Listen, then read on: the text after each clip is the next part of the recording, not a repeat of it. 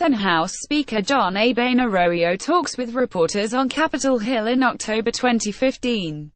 Lauren Victoria BurkeAP The Beltway crowd has been abuzz over the recent Politico story about former House Speaker John A. Boehner ROhio.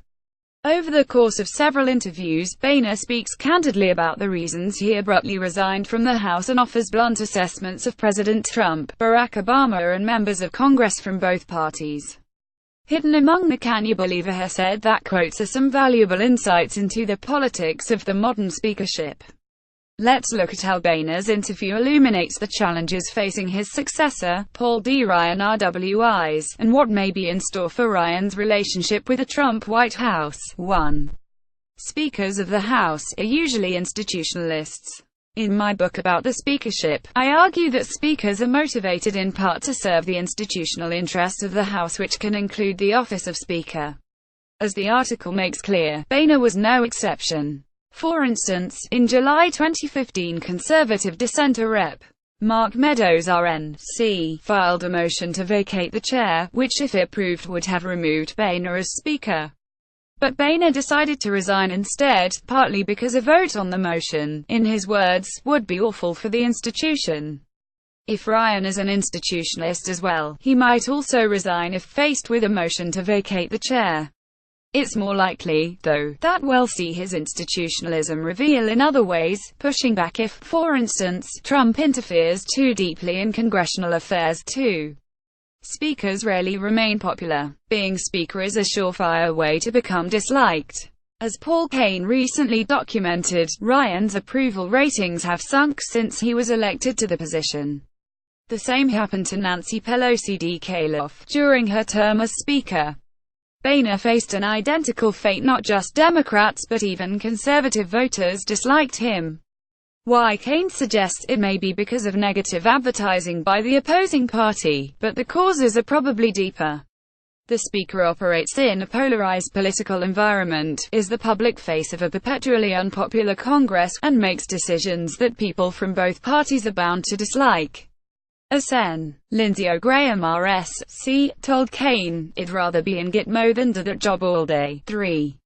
Speakers are expected to take flak for their party, even if it proves fatal. Speakers follow a core unwritten rule of leadership: protect your fellow partisans. Unfortunately, as Boehner's case reveals, taking too much flak can make a speaker so unpopular that he becomes politically vulnerable. For Boehner, who was planning to retire anyway, avoiding the floor vote on the motion to vacate the chair by resigning early protected other Republicans from publicly endorsing a speaker whom their base disliked. "All these Republicans were going to get crap at home for supporting me," as he puts it, only to have me leave soon after that. Ryan is undoubtedly aware of this expectation, which challenges his tenure as it did Boehner's. But it also has implications for how he'll deal with an unpopular White House. Ryan has already shown he will distance himself from Trump if he thinks it will help his colleagues get re-elected. 4. Speaker of the House is not a secure job.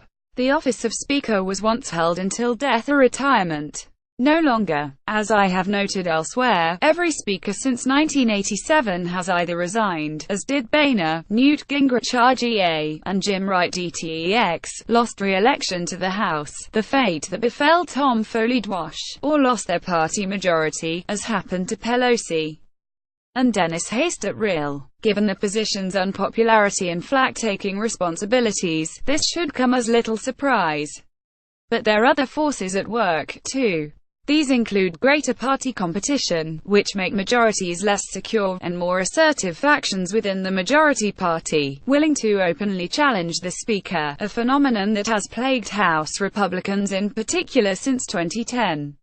If Ryan, like Boehner, is forced to step down before he's ready, he can at least look to his predecessor for inspiration.